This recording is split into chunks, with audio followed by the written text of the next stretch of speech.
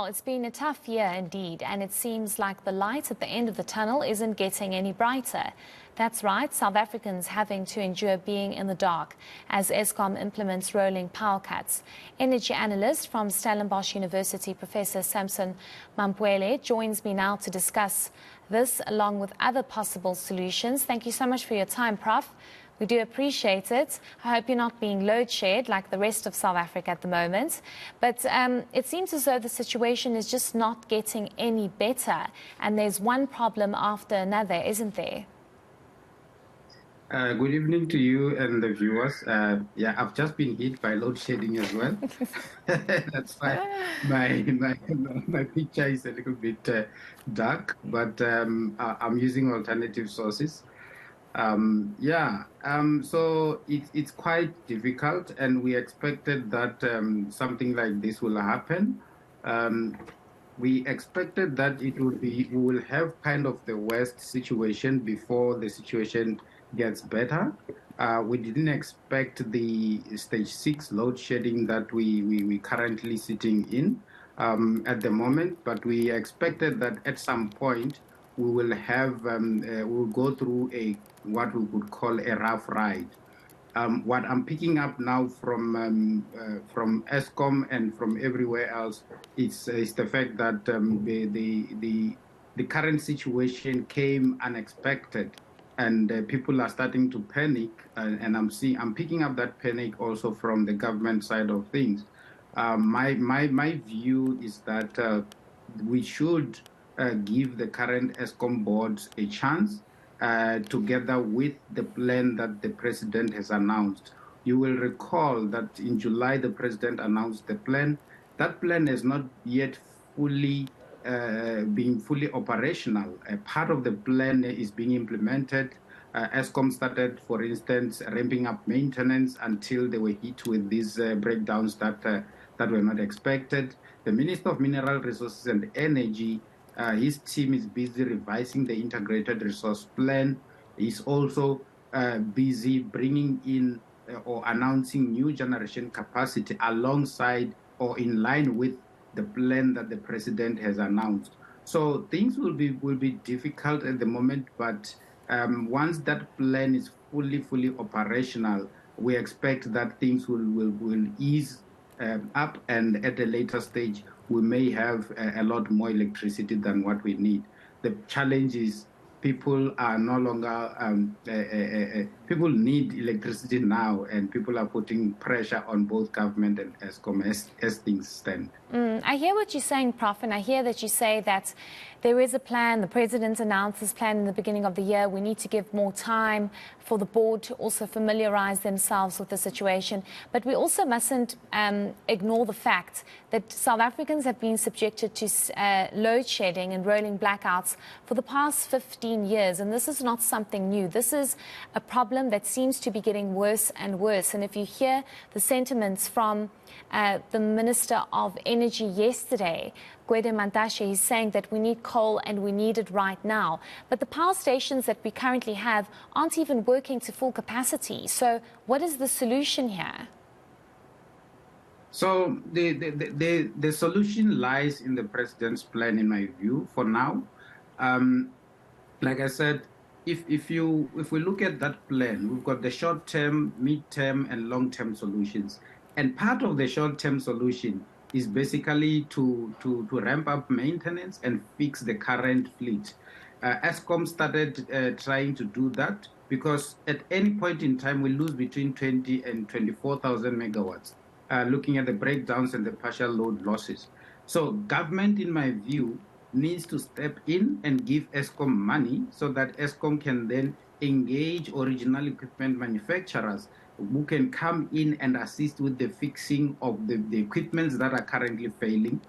Eskom asked for 1.5 billion rand from National Treasury, and we understand that Eskom does not have money.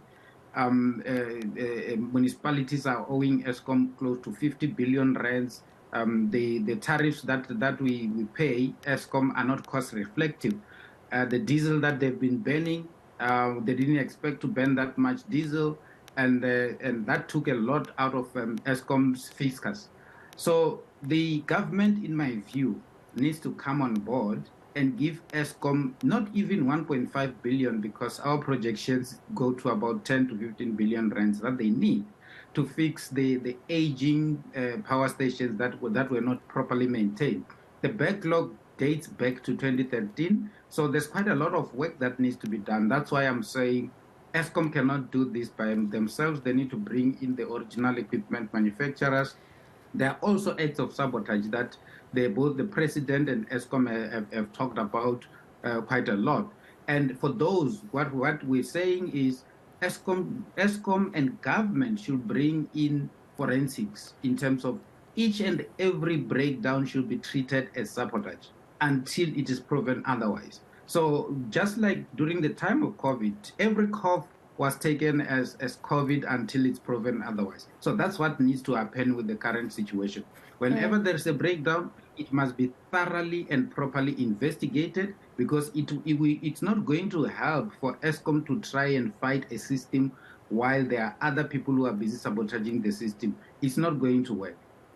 Do you think it's going to get worse, especially given the fact that Eskom has indicated that it does not have a budget for diesel anymore? We were on stage 6, it moved to a lower level, now we're back on stage 5. Do you think that it could possibly get worse and go beyond stage 6?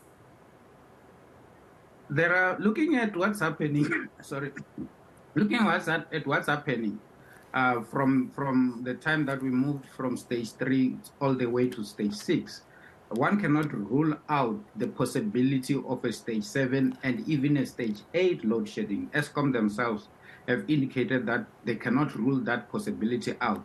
The problem is that when these power stations fail, or when part of the power stations fail, it takes a bit of time to first detect what the problem is.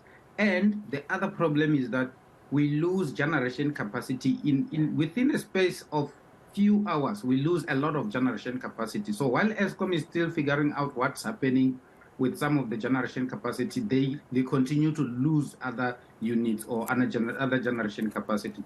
So it's quite difficult for us to say we cannot expect the worst. We should expect the worst until something gives in, like until such time that Eskom has got enough money to deal with these rolling blackouts, or basically the breakdowns. Because in my view, they need to get the original equipment manufacturers on board as quickly as possible, and those original equipment manufacturers must have, and they need to identify key kind of equipment that is breaking down in these power stations, and then make sure that they keep those original equipment and manufacturers on standby with parts and things like that for the next 4 to 6 months. And that needs money. That requires money, because the original equipment manufacturers are not going to just set aside their time for Eskom without getting paid for those hours that they will be on standby. You know what worries me, Prof, is that we were running a story a short while ago about the current electricity crisis in Zimbabwe, where they don't have electricity for over 19 hours a day. Do you think it could get that bad here?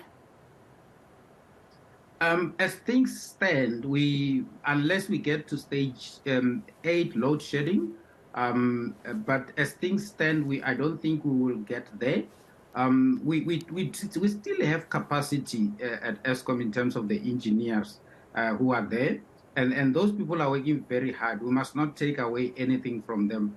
The Eskom engineers, basically most of the Eskom people are working very, very hard under very difficult situation.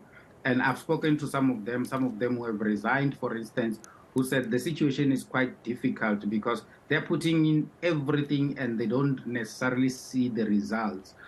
So I don't think we'll get to a level where we'll get to 19 hours of no power. The reason why Eskom does load shedding basically is to prevent something like that, is to prevent the worst case scenario where basically the grid would collapse. That's why they have to protect the integrity of the grid through implementation of load shedding, unfortunately. And you know, your backdrop, just lastly, Prof, renewable energy, that is definitely something that government should try and tap into a lot more than what's currently happening, shouldn't they? Yes, we implement this as a country through the implementation of the country's energy plan, which is the integrated resource plan. I must say, since the revision of the integrated resource plan in 2019, Minister Mantashe has been forthcoming in terms of announcing the various bid windows and bringing new generation or basically procuring new generation capacity from renewable energy, mainly wind and solar.